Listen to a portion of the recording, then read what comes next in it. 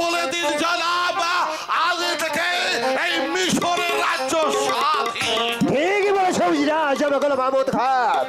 যেমনি ভাবে অন্যায় করে আমাদের কাছ থেকে খাজনা আদায় করতে চেয়েছে, তাই তাই এই মুহূর্তে আপনি গিয়ে বাদশাকে বলে দেবেন আমরা আর একটি পয়সা কানা করিও আপনাদের খাজনা দেব না। এমনকি আজ থেকে আমার মিশর রাজ্য স্বাধীন। তাই বলবো জাহাপনা, তাই বলবো। তবে যাবার সময় একটা কথা মনে রাখবেন, আপনারা প্রস্তুত থাকবেন। আজ থেকে আমরা আপনাদের বিরুদ্ধে যুদ্ধ ঘোষণা করে গেলাম। যুদ্ধ করেই রাজকর আদায় করে নিব জাহাপনা, রাজকর আদায় করে নিব। উজির আজম মাহমুদ খান, কি উজির সাহেব যে আমাদের বিরুদ্ধে যুদ্ধ ঘোষণা করে গেলেন। জনাব, তার জন্য বিন্দু মাত্র ভয় করবেন না জনাব। আমি যুদ্ধের ময়দানে কাদির বাদশার শরীরের তাজা রক্তে যুদ্ধের ময়দান লালে লাল করে দেব জনাব। যদি এই যুদ্ধে মহাবীর মালিক সর্দারকে সঙ্গে পাই। মালিক সর্দারের উপর আমরা যে অন্যায় অত্যাচার করেছি, এরপরে কি সে আমাদের পক্ষে যুদ্ধে রাজি হবে? অবশ্যই রাজি হবেন জনাব। আপনি মালিক সর্দারকে বলবেন, মালিক সর্দার এই যুদ্ধ আপনার আমার জন্য নয়, এই যুদ্ধটা হচ্ছে এই মিশরের মাতৃভূমির ইজ্জত রক্ষার্থে। তাহলে দেখবেন সে যে বয়সে আবার সে হাতে লাঠি তুলে নেবেন জনাব। বেশ, আমি এই মুহূর্তে উল্কার বেগে ছুটে যাবো মহাবীর মালিক সর্দার বাড়িতে। যেভাবেই হোক তাকে যুদ্ধের জন্য রাজি করাতেই হবে। আপনি যুদ্ধের প্রস্তুতি গ্রহণ করুন, আমি এই মুহূর্তে ছুটে যাচ্ছি মহাবীর মালিক সর্দারের বাড়িতে। চলুন। আমির বাদশা, আজও তুমি এই উজির গোলাম খাকে চিনতে পারোনি।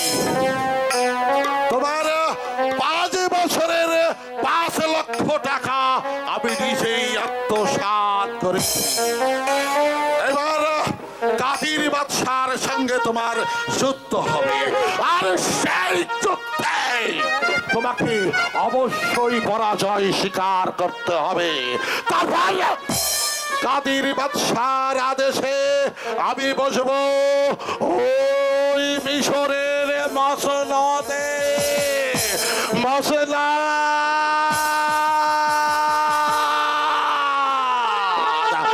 মিশরের মসনদ।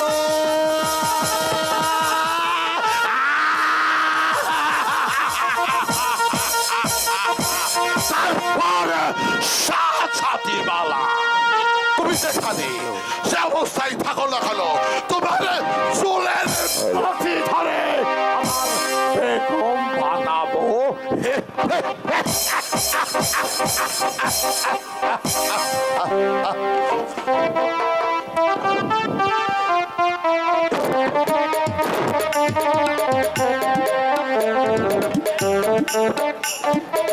মেহেরবান খোদা, আমার একমাত্র পুত্র বাপ্পি কাসেম বাড়ি থেকে চলে গেছে।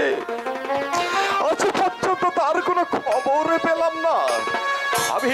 আমি জানি না হে মেহেরবান খোদা, আমার একমাত্র পুত্র সে কোথায় আছে, সে কেমন আছে? মালিক সর্দার, বাড়িতে আছো মালিক সর্দার? একই জাহাপনা, আপনি এই অসময়ে আমার বাড়িতে কেন এসেছেন? বসুন।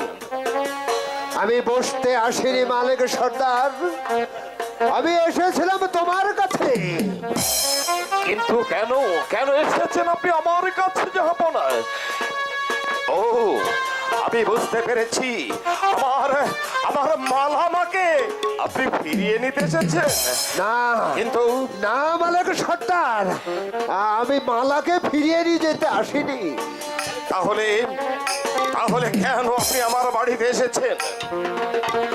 ভাই মালিক সর্দার, হীরানগরের কাদের বাচ্চা 5 বছরের রাজকর পাওয়ার পর আবার অন্যায় ভাবে রাজকর দাবি করেছে, তাই সেইনি বলে আমাদের বিরুদ্ধে সে যুদ্ধ ঘোষণা করে গেছে। তার জন্য আমি কি করতে পারি? ভাই মালিক সর্দার, তুমিই পারবে ওই কাদের বাচ্চার হাত থেকে জয় ছিনিয়ে আনতে।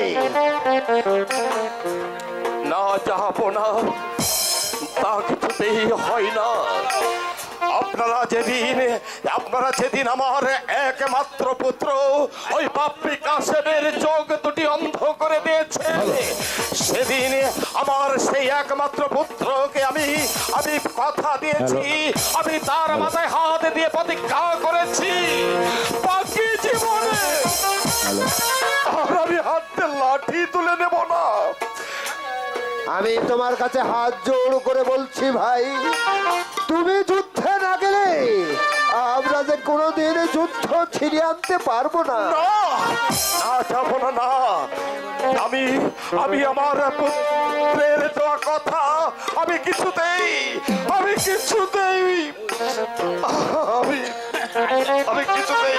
অস্বীকার করতে পারবো না, কারণ আমি যে তার কাছে প্রতিজ্ঞা করেছি সে ফিরে না আসা পর্যন্ত এই মালিক সন্তান আর জীবনে কোনোদিন লাঠি হাতে নেবে না। বেশ, আমি চলে যাচ্ছি মালিক সর্দার, তবে যাবার সময় আমি তোমাকে শেষবারের মতো অনুরোধ করে বলছি, তোমার মতো বীর বিক্রম জীবিত থাকতে তুমি কি সহ্য করতে পারবে ওই হীরানগরের কাদির বাদশা এসে আমাদের রাজ্যের অশান্তির আগুন জ্বালিয়ে তুলুক? তুমি কি সহ্য করতে পারবে ওই হীরানগরের কাদির বাদশার সৈন্য এসে তোমার মাতৃভূমির ইজ্জত নিয়ে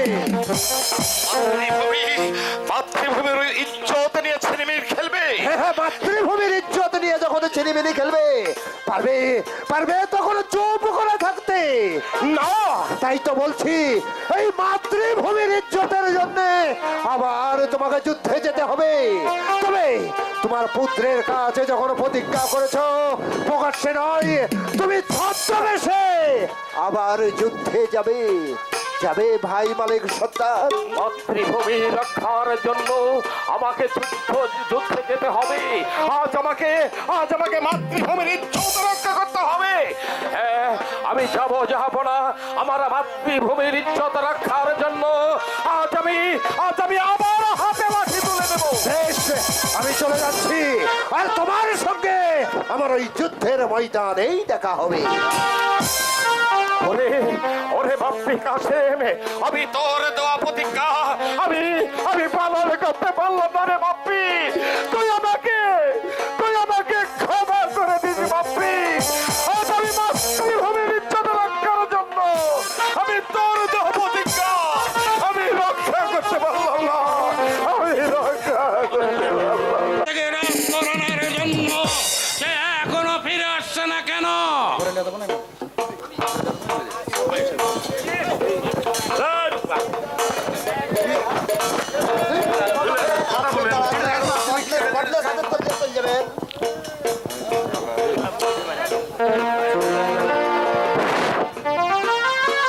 আমি ফিরে এসেছি জাহাপনা, আমি ফিরে এসেছি। অজির সাহেব, কে সংবাদ শুভ নাকি অশুভ?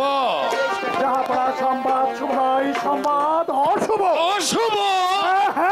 কেন, কি বলেছে? তারা বলেছে তাদের রাজ্য এখন থেকে স্বাধীন ঘোষণা করেছে। স্বাধীন? হ্যাঁ জাহাপনা, তাদের রাজ্য স্বাধীন ঘোষণা করেছে।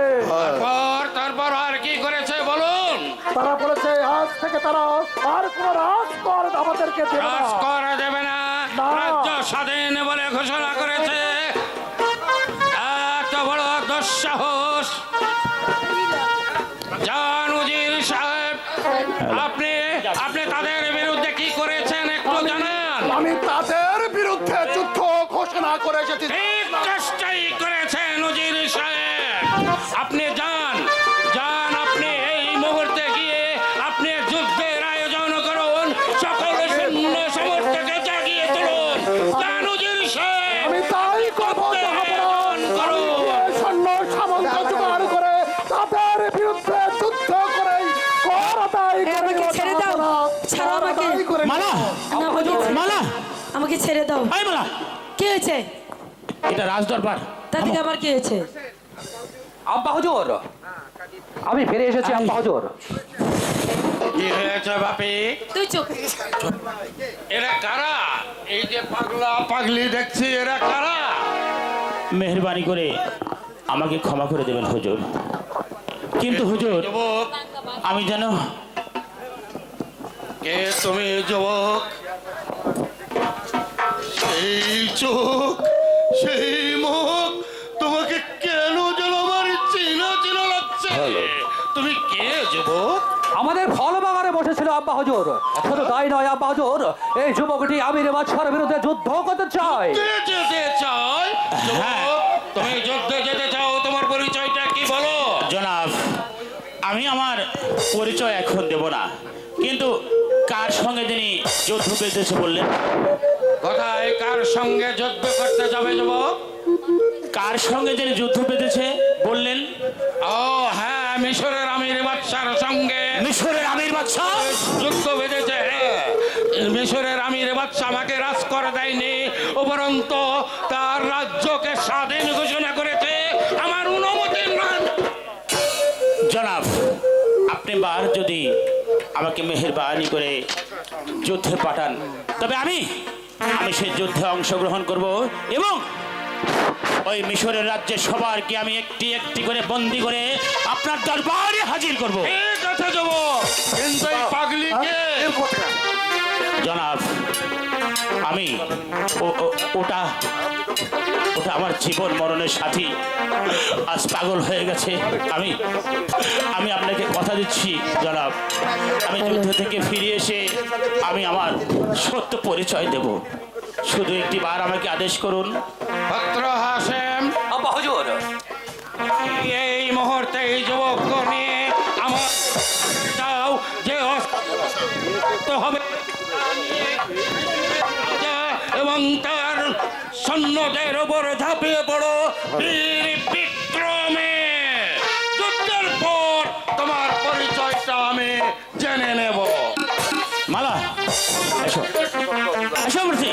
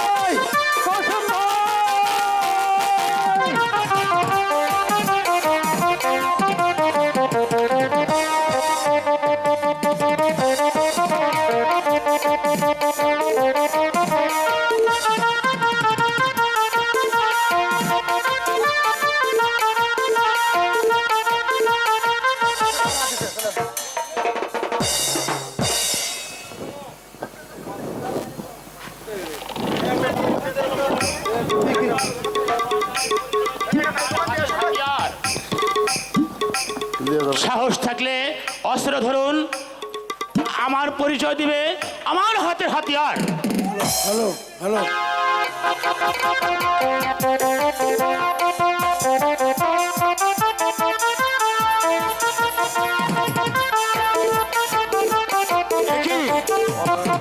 বলো যুবক বলো, তোমার সাথে যুদ্ধ করতে আমার এক মনের যেন সায় দিচ্ছে না। আমি বলেছি আমার পরিচয় দিবে আমার হাতে হাতিয়ার। সাহস থাকলে অস্ত্র ধরুন, যুদ্ধের ময়দানে এসে যুদ্ধ করে পরাজয় করবো আপনাকে। তোমার দেখছি মোর ভারে পালকে গজিয়েছে পালকে, এখনো যুদ্ধের স্বাদ তোমার মেটেনি। তাহলে তাহলে মিটিয়ে দিচ্ছি তোমাকে যুদ্ধের স্বাদ। চুপ করবি তো? একবার বলেছি আমার পরিচয় দিবে আমার হাতের হাতিয়ার, সাহস থাকলে অস্ত্র ধরো। তার আগে বলো যুবক তুমি কে? আমি বলেছি না আমার পরিচয় দিবে আমার হাতের হাতিয়ার, সাহস থাকলে অস্ত্র ধরুন। ঠিক আছে, তাহলে দেখা যাওগে আর বাহুতে কত শক্তি।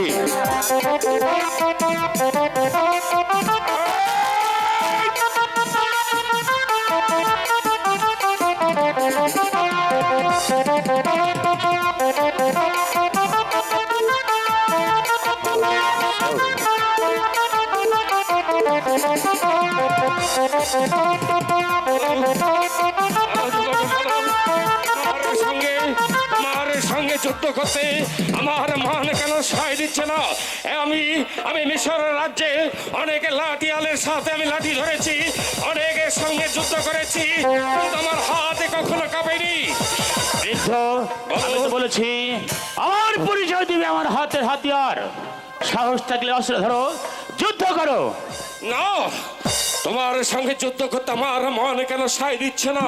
আমি তো বলেছি বহু বীরের সঙ্গে আমি যুদ্ধ করেছি, কিন্তু আমার হাতে কোনোদিন কাঁপেনি। কিন্তু আজ তোমার সঙ্গে যুদ্ধ করতে আমার হাতই কাঁপছে কেন? তাহলে পরাজয় স্বীকার করে এই মুহূর্তে যুদ্ধের ময়দান ত্যাগ করো। না, পরাজয় স্বীকার করার আগে তুমি বলো তুমি কে, কি পরিচয় তোমার? আমার পরিচয় শুনলে এই যুদ্ধর ময়দান থেকে আপনি দৌড়ে পালাবেন। আপনি আমার পরিচয় শুনলে আমার যুদ্ধের ময়দান থেকে আমাকে দৌড়ে পালাতে হবে? তাহলে তো তোমার পরিচয় শুনতেই হয়। বলো বলো কে তুমি? আমি তো আগেই বলেছি আমার পরিচয় দিবে আমার হাতিয়ার, সাহস থাকলে অস্ত্র ধরো, যুদ্ধ করো। আমি তো বলেছি তোমার সঙ্গে যুদ্ধ করতে আমার মন সায় দিচ্ছে না। তুমি বলো বলো যুগকে তুমি কে? আমার পরিচয় দিবে আমার হাতের হাতিয়ার, আমি একবারই বলেছি। তোমার দেখছি মরবার পালকে গজিয়েছে বলকে, তাহলে যুদ্ধক্ষেত্রেই আর প্রমাণ হয়ে যাবে। চুপ করবি তো? সাহস থাকলে অস্ত্র ধর। ঠিক আছে, ধরো ধরো অস্ত্র।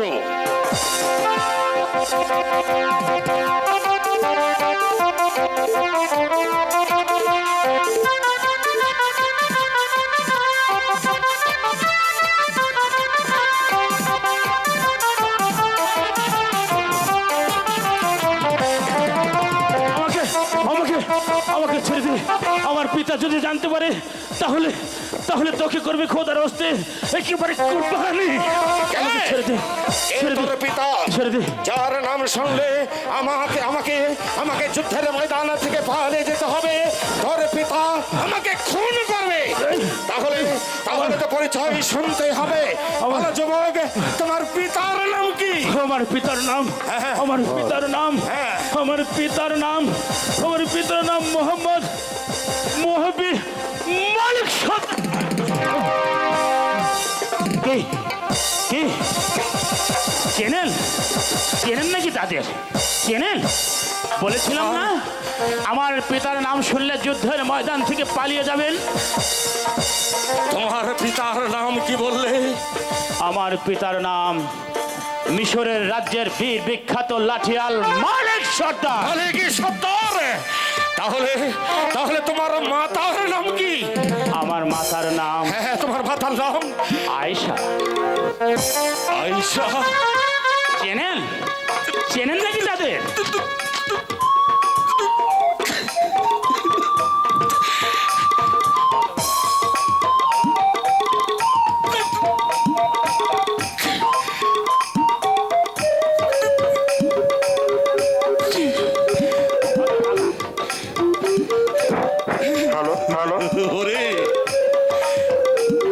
ওরে হতভাগা। হতভাগা?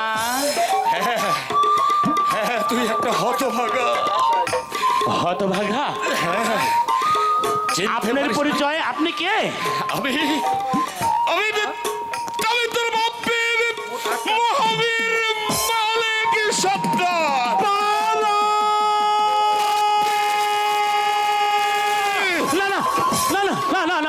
কি হয়েছে? আপনি কি হয়েছে? আপনি আমার বাবা নন। আপনি আমার বাবা নন। না। আপনি মিথ্যা কথা বলছেন। আমি তোর বাবা। আপনি আমার বাবা নন। আমি তোর হতভাগ্য পিতা। না, কখনো না। আমি তোর আপনি আমার হতভাগ্য কিছুতেই পিতা। বাবা নন। মালিকের সন্তান। কিন্তু আমার বাবাকে আমি বনবাসে আজ থেকে 12 বছর আগে কথা দিয়ে এসেছিলাম। আমার বাবা আমাকে কথা দিয়ে এসেছিল কি জানেন? কি কথা দিয়েছি? আমার মাথায় হাত দিতে প্রতিজ্ঞা করে বলছিল, যতদিন পর্যন্ত চোখ ভালো করে আমি দেশে ফিরে না আসবো ততদিন পর্যন্ত আমার বাবা ওই আলিগড়ের যুদ্ধের লাঠি ধারণ করবে না। ওরে বাপ্পি, তাহলে আপনি কে? ওরে বাপ্পি, আমি তোর সেই ভাগ্য বিড়ম্বিত পিতা, মালিক সন্তান। আগে বলুন আব্বা হুজুর, কেন আপনি এই আলিগড়ের যুদ্ধ লাঠি আবার হাতে ধারণ করেছে? ওরে বাপ্পি, তোর দেওয়া প্রতিজ্ঞা আমি ভঙ্গ করিনি রে বাপ্পি। যখনই শুনেছি এই মাতৃভূমির ইজ্জত রক্ষার জন্য আমাকে লাঠি ধরতে হবে, তখন তোর দেওয়া প্রতিজ্ঞা আমি রক্ষা করতে পারিনি রে বাপ্পি। তোর দেওয়া প্রতিজ্ঞা যদি আমি রক্ষা করি তাহলে আমার মাতৃভূমির ইজ্জত যে রক্ষা হবে না রে বাপ্পি। তাই তো আমি লাঠি ধরেছি। বাবা, বাপ্পি, আমার বাবা। অপরাধ ক্ষমা করে আমার এই মুক্তায় তুই একবার ঝাঁপিয়ে পড় বাপ্পি।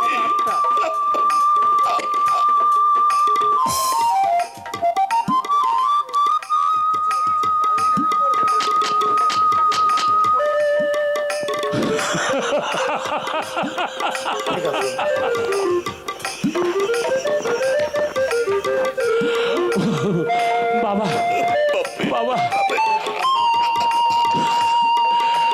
বাবা!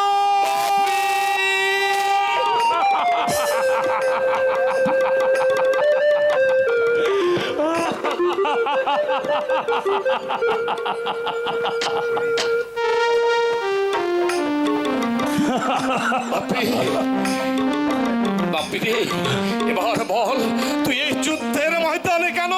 কে তোকে যুদ্ধে পাঠিয়েছে? তাহলে শুনবেন আব্বা হুজুর, শুনবেন আমি কেন এই যুদ্ধতে অংশগ্রহণ করেছি। আমাকে যে শুনতেই হবে রে বাপ্পি। ওই হীরানগরের কাদের বাদশার দরবার থেকে আমি তাকে কথা দিয়ে এসেছি, আমি তাকে জবান দিয়ে এসেছি, আপনাদেরকে সবাইকে এই মিশরের রাজ্যের সৈন্যদেরকে আমি বন্দি করে এক এক করে ওই হীরানগরের কাদের বাদশার কাছে তার দরবারে হাজির করব। কিন্তু আব্বা হুজুর, বাপ্পি, পারবে না আব্বা হুজুর, তুমি পারবে না বাপ্পি, আমার হাতে বন্দিত্ব স্বীকার করে আমার সঙ্গে যেতে। বাপ্পি, কিন্তু কিন্তু কেন তুই কাদের বাচ্চার হয়ে এখানে যুদ্ধে এসেছিস বলতো বাপ্পি? আমার মালা যে পাগল হয়ে গেছে বাবা, হ্যাঁ, তারপর পাগল হয়ে গেছে, পাগলের ভেসে তার দরবারে এক সময় আমরা পৌঁছে যাই। যুদ্ধের কথা শুনে ওজির আজম গোলাম খা ওই শয়তান চোখ উপড়ে নিয়েছিল আব্বা হুজুর।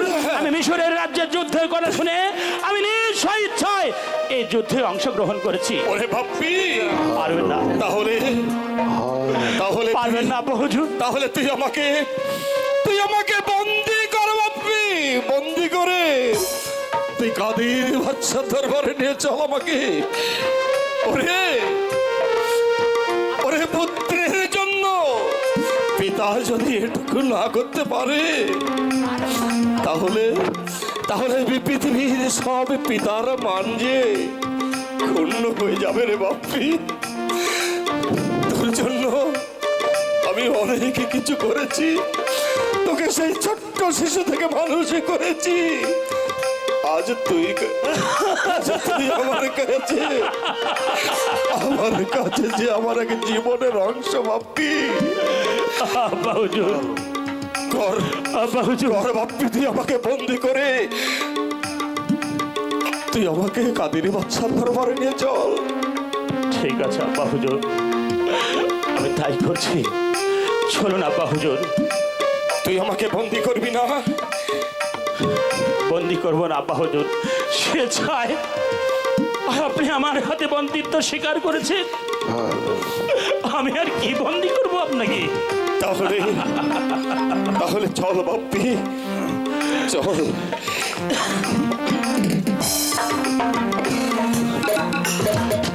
ও হে সিপাই, আমরা জয় লাভ করেছি। এইবার কাদের বাদশার সৈন্যদেরকে যেখানে যে অবস্থায় পাবো, কুকুরের মতো হত্যা করা। কাদের বাদশার সৈন্যদের সামনে শয়তান।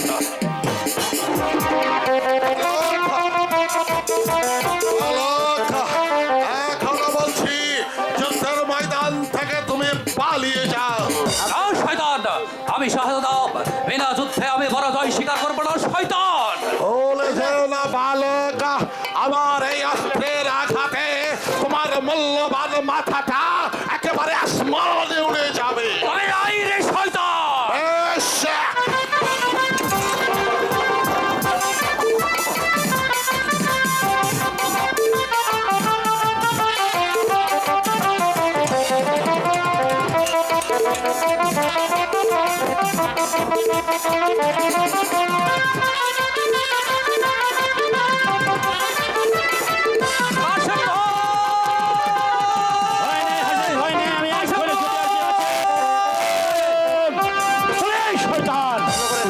চিনতে পারছিস তুই আমাকে? চিনতে পারছিস? পরিচয় পরে হবে, আগে সত্যির পরীক্ষা দেবে আদাব। তবে আয় শয়তান। বেশ, সে দেখ মৃত্যু তোকে হাত ছাড়ি দিয়েছে।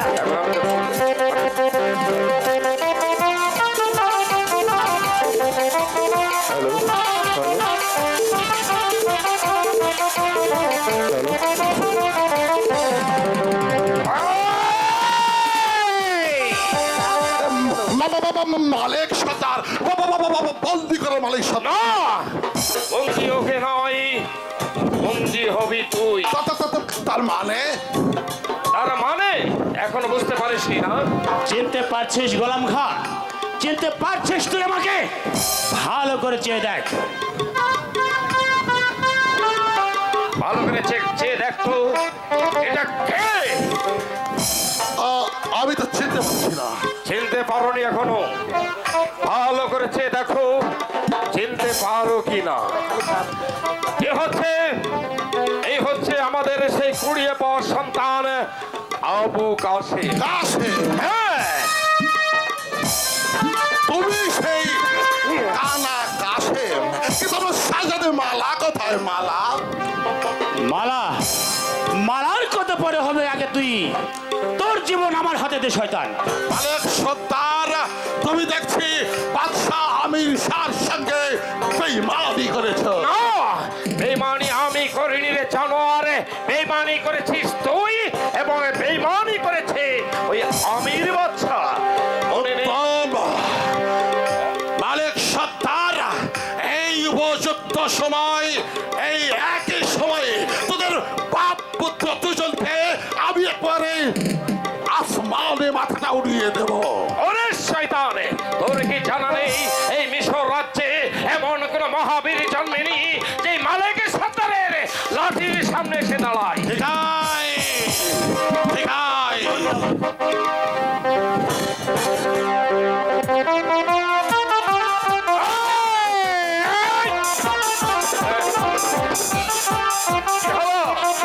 এ হলো রে জানোয়ার, ওকে দাঁড়াবি কেন? বলতে পারিসনি? চালা অস্ত্র, চালা!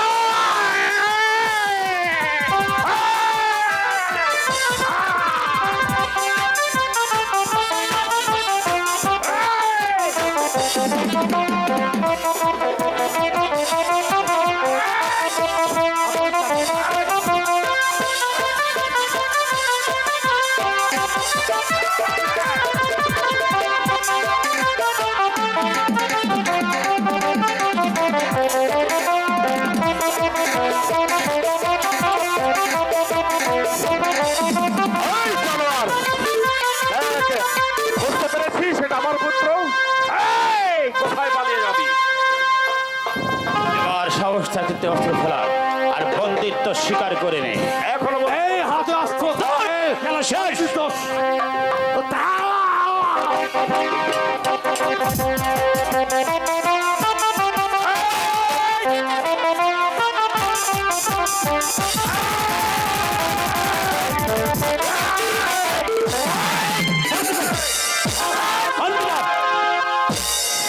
আসেন বন্দি কর। তাই করছি ভাইজান।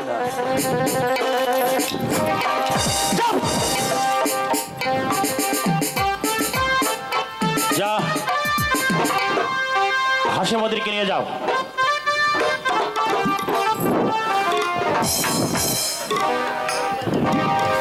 এখনো তোর তেজ কমেনি নাকি? এখনো তেজ কমেনি না? যাও। চল বাপি চল।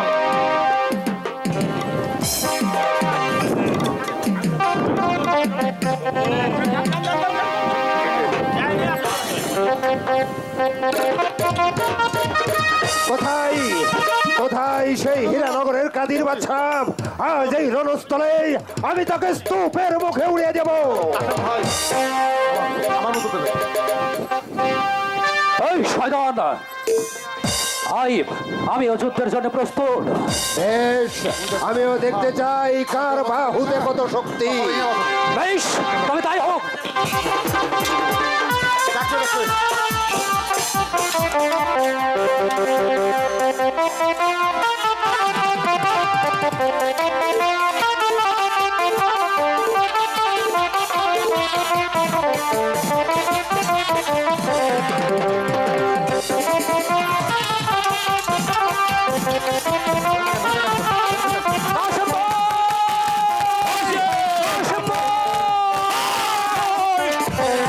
সাহস থাকে তো অস্ত্র ধর, যুদ্ধ কর আমার সাথে।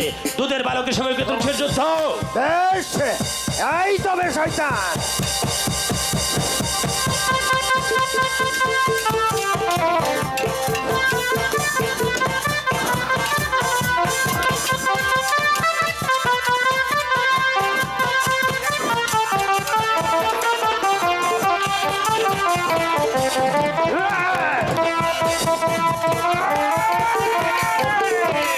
আলেক, সাবধান এসেছো। বন্দি করো এই দুই জানোয়ারকে। এসেছি। কাকে বন্দি বন্দি। করবো? এই দুই জানোয়ারকে। বন্দি আমি না হব না শয়তান। ভালো করে চেয়ে দেখো, জানোয়ার এই দুটো না জানোয়ার তুই? এলি বলছো মালিক সর্দার? কি বলছি এখনো বুঝতে পারোনি না? চালাও, চালাও অস্ত্র। আজ তোমারই অস্ত্রে তোমারই ভাবলীলা আমি সাঙ্গ করে দেবো। মালিক সর্দার, হ্যাঁ, মালিকের সর্দার। আর এদিকে ভালো করে চেয়ে দেখো, কার সঙ্গে তুমি যুদ্ধ করেছো। ভালো করে দেখো তো, তুমি তাকে চিনতে পারো কিনা। চিনতে পারছেন আমাকে? ভালো করে যে দেখুন।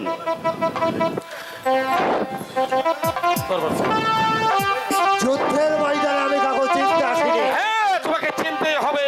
ভালো করে চেয়ে দেখো, আরে চোখ দুটো তুমি আরে গলা মাখা তুলে নিয়েছিলে। কাশেম, হ্যাঁ, শয়তান এখনো বেঁচে আছিস? হ্যাঁ। তুই কি আমাকে শেষ করবি শয়তান? তোর ভবনীলা আমি এখন শেষ করে দেব। বেশ, আমিও দেখতে চাই কে কার ভবনীলা শেষ করে। ঠিক হয়।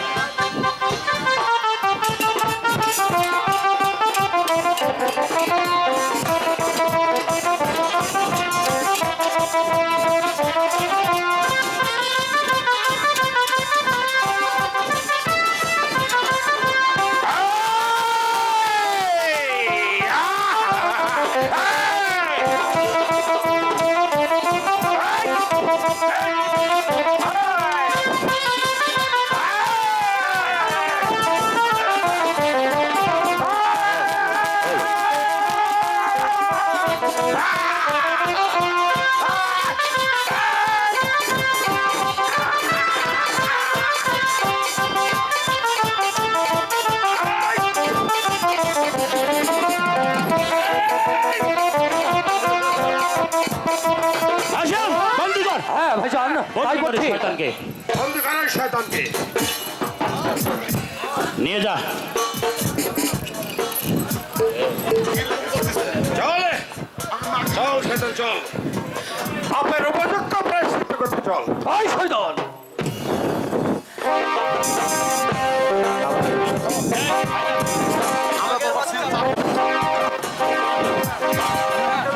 শাহাবনা, আপনিও একই হুজুর আজম গোলাম মাহমুদ খান।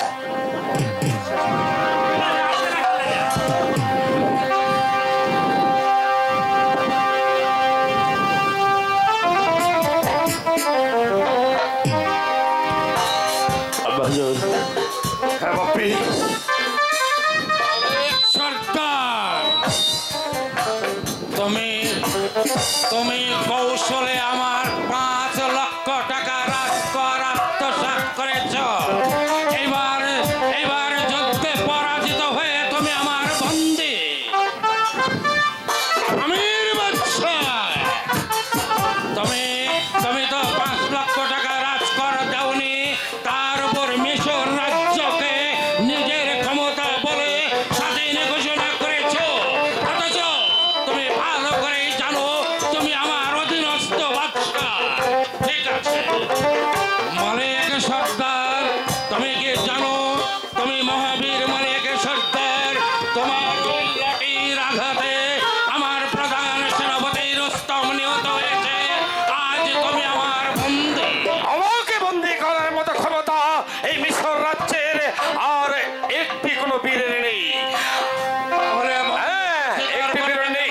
আমি যদি মনে করতাম, আমি যদি ইচ্ছে করতাম, তাহলে এই লাঠি চালিয়ে এই মহাবীর মালিকের সরকার আপনার রাজ্যটাকে আমি শ্মশানে পরিণত করতাম, কিন্তু পারিনি একটাই কারণে। জনাব, কারণ কারণে কারণ মালিক জনাব, সর্দার, আপনি ছিলেন না যে যুদ্ধ থেকে ফিরে এসে আমার সত্য পরিচয় নেবেন? হ্যাঁ হ্যাঁ বলেছিলাম।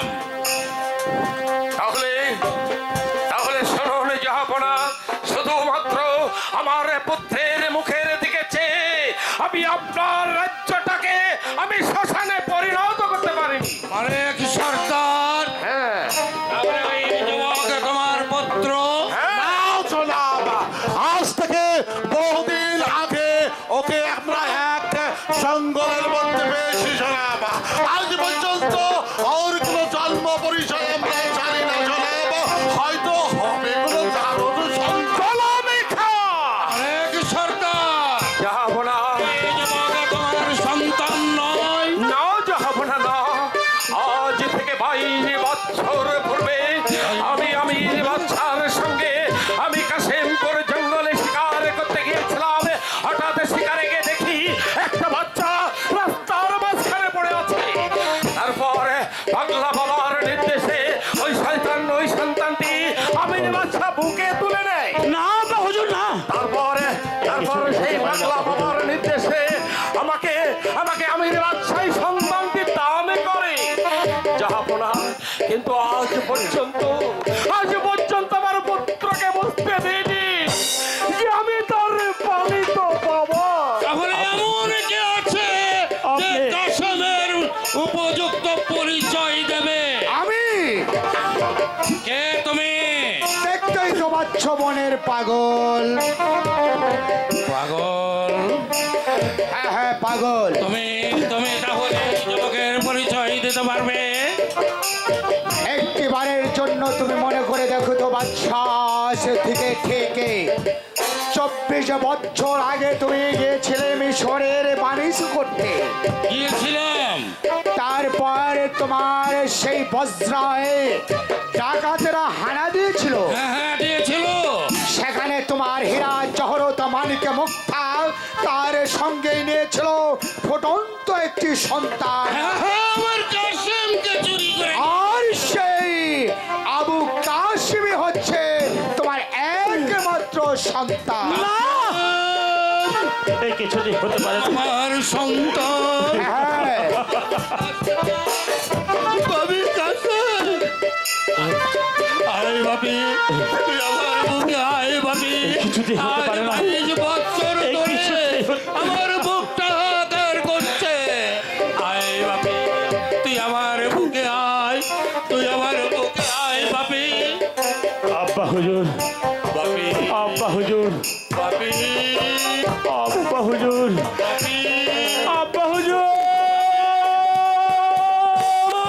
বল কিরে জানিস সিদ্ধান্ত আরে জানিস ওরে ওরে বাপ্পি ওরে বাপ্পি সাগরের পানি যেমন কেটে দুভাগে করা যায় না ঠিক রক্তের বাঁধন রক্তের বাঁধন যে ছিন্ন করা যায় না রে বাপ্পি আমি শুধু তোকে ছোটবেলা থেকে আমি তোকে লালন পালন করেছি আর ওই যে দেখ যে পাথরের মতো দাঁড়িয়ে চোখে ঝরঝর করে জল ফেলছে সে হচ্ছে তোর জন্মদাতা যা যাবে মানিক যা তোর জন্মদাতা বাবার মুখে ফিরে যা বাবা আমি তোমাকে ছেড়ে কোথাও যেতে পারবো না। হয় না রে বাপ্পি তা হয় না যা বাপ্পি, আমি তো তোকে এতদিন ছোটবেলা থেকে তোকে লালিত পালিত করে তোকে মানুষের মতো মানুষ করেছি। আর ওই যে দেখ, আজ থেকে 22 বছর ধরে তোকে একটা সহ্য যন্ত্রণা নিয়ে তোকে দিল্লাত কাছে বাবার জন্য সে ছটফট করে বেরিয়েছে। যা যা বাপ্পি, তোর জন্মদাতা বাবার বুকে যা। আব্বা হুজুর আব্বা হুজুর জাহাপনা, আপনি অনেক দিন পর যেমন আপনার হারিয়ে যাওয়া সন্তান হাসেমকে ফিরে পেয়েছেন, এই শুভ লগ্নে আমাকে একটু মুক্তি দিন। গোলাম হোসেন, তোমার মুক্তি আমি দেব না। তোমাদের বিচার করবে আমার পুত্র কাশেম। পুত্র, বসো তুমি সিংহাসনে, বসো।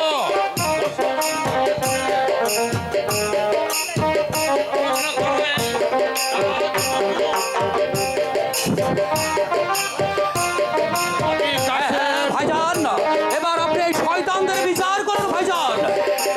কাসেম ভালো ছেলে, কাসেম ভালো ছেলে, আর কাসেম মুক্ত করে দিবে। এখন কাসেম আমাদের মুক্ত করে দেবে। মুক্ত কাশেম তো আপনার জামাতা জনাব।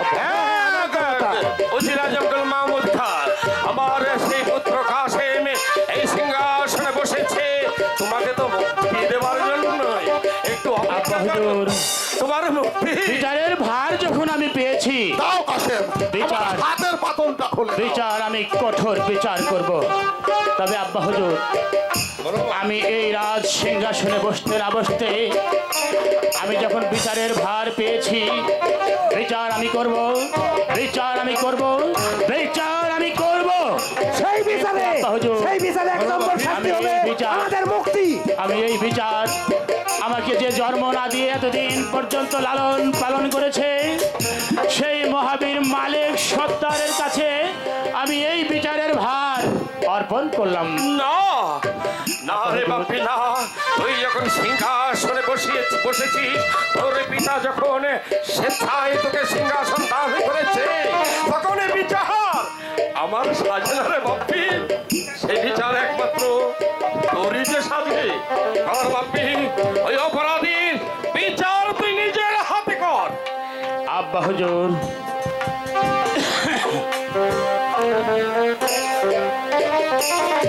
এই বাদশানন্দার ওনার হাতের বাঁধন মুক্ত করে দিন। ঠিক বিচার করেছিস রে বাপি, ও ওনার কোনো ভুল নেই। যত ভুল ওই শয়তান উজির আজম গোলাম খান মালিক সত্তা, উজির আজম গোলাম খান, তুমি তুমি তুমি চাল খেলে, তুমি কুমন্ত্রণা দিয়ে তুমি বাদশা মেয়েকে তুমি নষ্ট করেছো। আবু কাশেম, এখনো কি দাঁড়িয়ে থাকবি না বসে থাকবি? যেমনি ভাবে তোর চোখ তুলেছিল না, আমার হাতে তুই বাঁধন তেমনি ভাবে ওর চাপকে উজির আজম গোলাম খান চাপ তুলে নে। হ্যাঁ? পাপ করলে তার শাস্তি তো ভোগ করতেই হবে। সুন্দর বলেছে। আব্বা হুজুর, আব্বা হুজুর, ঠিক বলেছ। এই শয়তান গোলাম খা যেমনি ভাবে আমার দুটি চোখ উত্তোলন করে নিয়েছিল, এমনি ভাবে ওনার দুটি চোখ আপনি উত্তোলন করে নিন। চোখের জ্বালা যে ভীষণ জ্বালা, আমি সইতে পারবো না ছিলাম। তাও তো বেঁচে থাকবে গোলাম খা। সইতে পারবি না না তাহলে ভালো করে মনে করে দেখতো আজ থেকে 22 বছর আগে যখন আমার পুত্র কাসেমের চৌকে তুই উপড়ে নিয়েছিলি তখন আমার পুত্র কাসেমের কি কষ্টই হয়েছিল। অনেক কষ্ট হয়েছিল। কাসেম, তুমি যখন বিচারের আসনে বসেছ, দয়া করে হুজুর। আমাকে মুক্তি দাও কাসেম। আব্বা হুজুর, এই শয়তানের চোখ দুটি উত্তোলন করে নিন। ঠিক আছে রে বাপ্পি, ঠিক আছে। আজ যখন তুই আমাকে আদেশই করেছিস সেই আদেশে তো আমাকে পালন করতেই হবে বাপ্পি। আই শয়তান, আই আই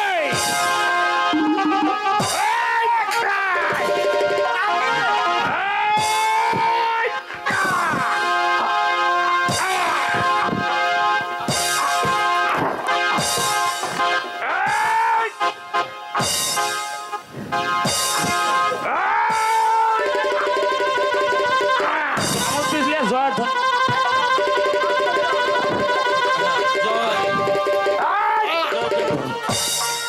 জয়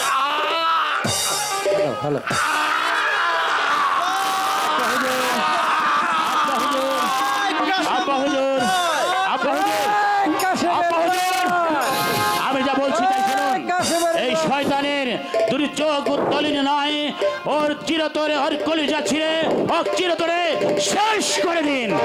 বাপ্পি, ঠিক আছে। চোখের জ্বালা এবার বুঝেছে, এবার মৃত্যু যন্ত্রণা ও ভোগ করুক।